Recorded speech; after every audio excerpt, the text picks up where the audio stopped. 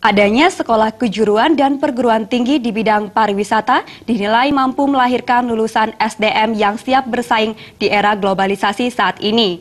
Hal ini juga terus didukung oleh pemerintah sehingga kedepannya tenaga kerja lokal lebih diutamakan.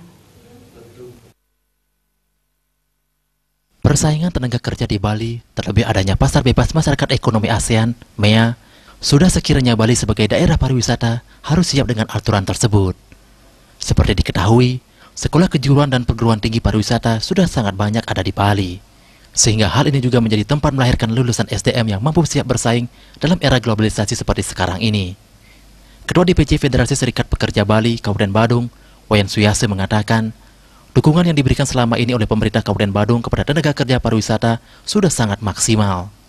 Terbukti sebanyak 1.000 orang pekerja pariwisata di Kabupaten Badung telah diberikan sertifikasi gratis. Kita sadari bahwa sekolah-sekolah perhotelan, di samping itu masyarakat kita juga yang bekerja dalam konteks pariwisata itu sudah sesuai dengan skill masing-masing. Bahkan sudah banyak yang diploma 4 dan lain sebagainya. Tapi kita tidak, artinya kalau dianggap masih sumber daya manusianya kurang maksimal, ya mari kita tetap support. Dari pemerintah, khususnya di Kabupaten Badung, sudah memberikan sertifikasi, bahkan sampai 1.000 orang dari istilahnya insan pariwisata, pekerja pariwisata diberikan sertifikasi gratis oleh pemerintah Kabupaten Badung. Nah, ini sebagai reward kepada insan pariwisata yang telah memberikan suatu andil yang besar terhadap pendapatan asli daerah Kabupaten Badung.